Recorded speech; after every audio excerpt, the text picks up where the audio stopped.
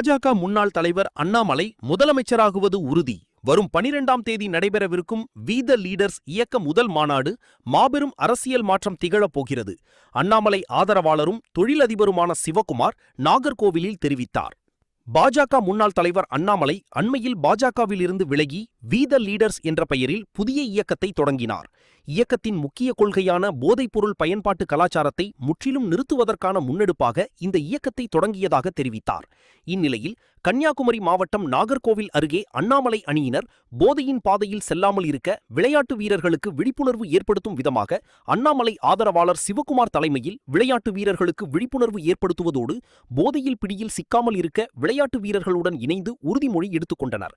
அதன் பின்னர் செய்தியாளர்களை சந்தித்தவர், வருகிற 12ஆம் தேதி நடைபெறவுள்ள வி த லீடர்ஸ் இயக்க முதல் மாநாடு விழாவிற்கு கன்னியாகுமரி மாவட்டத்தில் இருந்து கலந்து கொள்ள இளைஞர்கள் ஆர்வமுடன் தயாராகி வருகின்றனர்.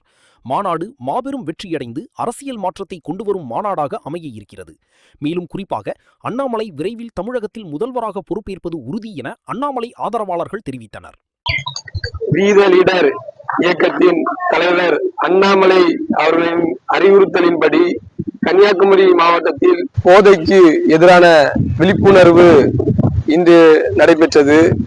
நாம் போதைக்கு எதிராக நம்முடைய இளைய சமுதாயம் எவ்வளவு சீர்கெட்டு போய்கொண்டிருக்கிறது என்பது தமிழகத்தில் எல்லாத்துக்கும் தெரியும்.